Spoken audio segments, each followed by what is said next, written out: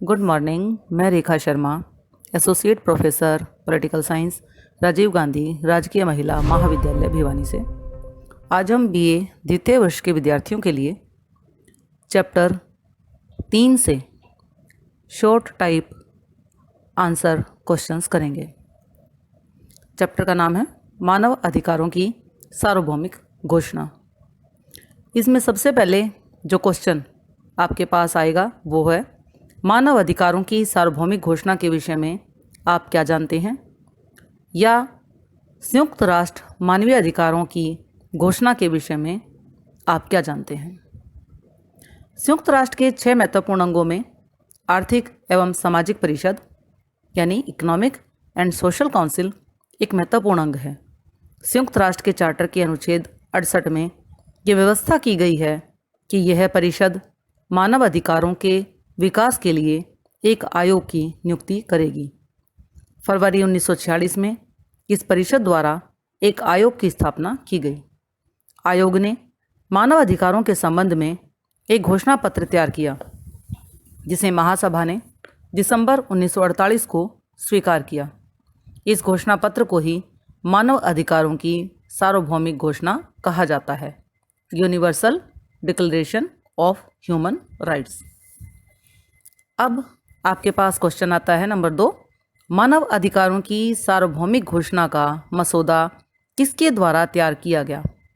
आप आंसर लिखोगे, दूसरे विश्व युद्ध की समाप्ति के पश्चात भविष्य में युद्धों को रोकने तथा विश्व में शांति स्थापित करने के उद्देश्य से एक अंतर्राष्ट्रीय संस्था का निर्माण किया गया, जिसे संयुक्त राष्ट्र संघ का नाम दिया गया।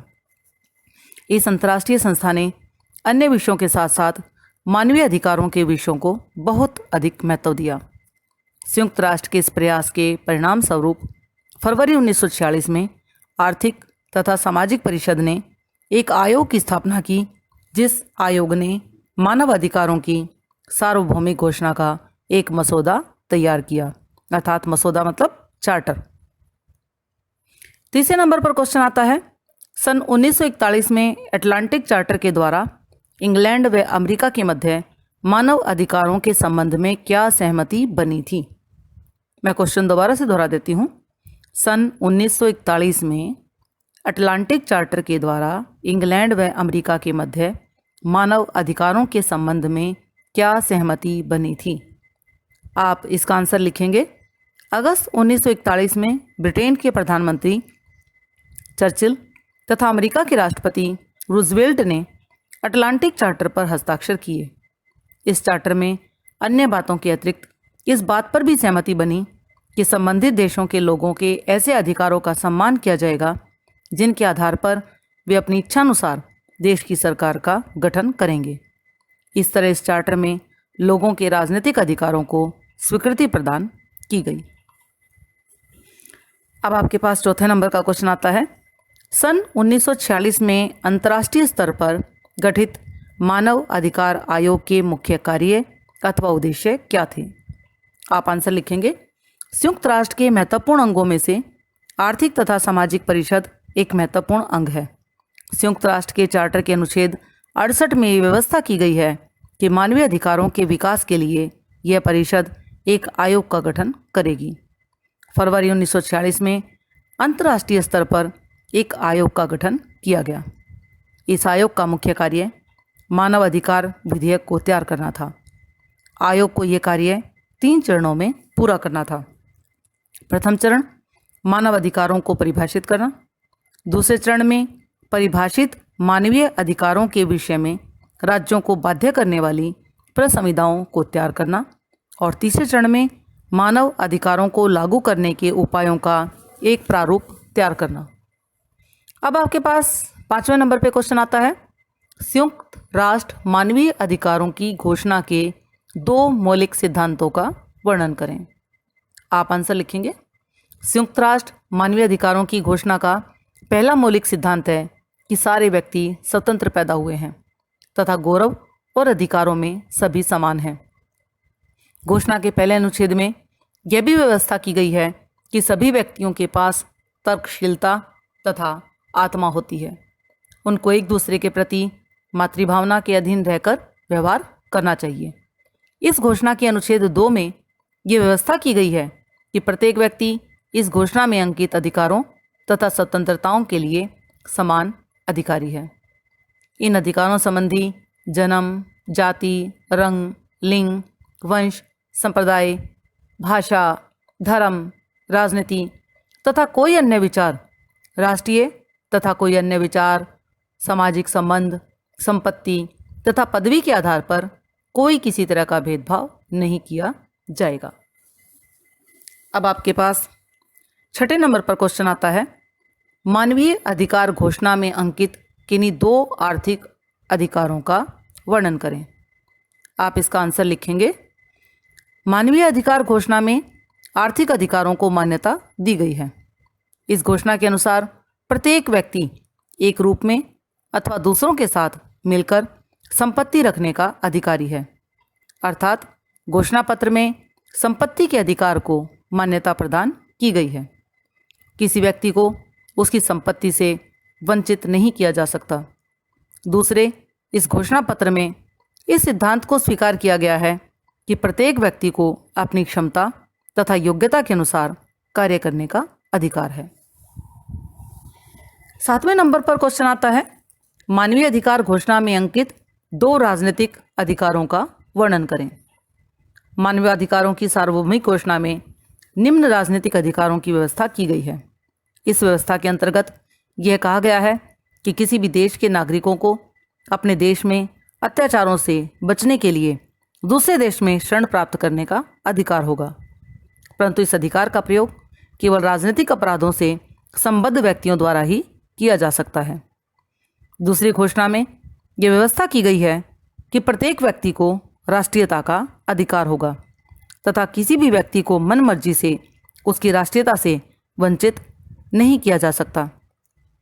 यदि कोई व्यक्ति अपनी राष्ट्रीयता बदलना चाहता है तो उसे ऐसा करने से रोका नहीं जाएगा। 8वें नंबर पर क्वेश्चन आता है, संयुक्त राष्ट्र मानवाधिकारों की सार्वभौमिक घोषणा में अंकित नागरिक अधिकारों का वर्णन करें। आप आंसर लिखेंगे। संयुक्त राष्ट्र मानवाधिकारों की सार्वभौमिक घोषणा में निम्न नागरिक अधिकार अंकित किए गए हैं। जन्म से सभी मनुष्य समान हैं तथा उनमें जाति, धर्म, लिंग, वंश तथा भाषा आदि के आधार पर कोई भेदभाव नहीं किया जाएगा।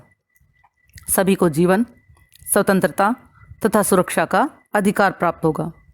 दासता पर प्रतिबंध तथा सभी को अमानवीय अधिकार के विरुद्ध अधिकार होगा। किसी को भी मनमर्जी से गिरफ्तार नहीं किया जाएगा। 9वें नंबर पर क्वेश्चन आता है, मानव अधिकारों की सार्वभौमिक घोषणा की मुख्य विशेषताएं बताएं। 10 दिसंबर 1948 को संयुक्त राष्ट्र की महासभा में मानव अधिकारों की सार्वभौमिक घोषणा को अपनी स्वीकृति प्रदान की। इस घोषणा में मुख्य विशेषताएं निम्नलिखित हैं। नंबर 1, यह घोषणा प्रस्तावना से आरंभ होती है। घोषणा में कुल 30 अनुच्छेद हैं। नंबर 2, इस घोषणा में मानवीय समानता, स्वतंत्रता तथा मातृभाव के सिद्धांत को स्वीकार किया गया है। तीसरे नंबर पर यह घोषणा अधिकारों की प्राप्ति का संयुक्त स्तर निश्चित करती है। चौथे नंबर पर यह घोषणा मानव अधिकारों संबंधी अंतर्राष्ट्रीय सहमति का प्रतीक है।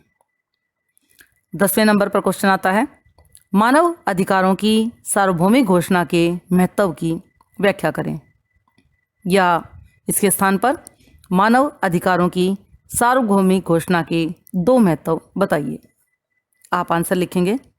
सार्वभौमिक मानव अधिकार की घोषणा के महत्व के अंतर्गत ये कहा जा सकता है कि अंतर्राष्ट्रीय स्तर पर मानव अधिकारों ने तीसरे विश्व युद्ध की विभीषिका को रोका है।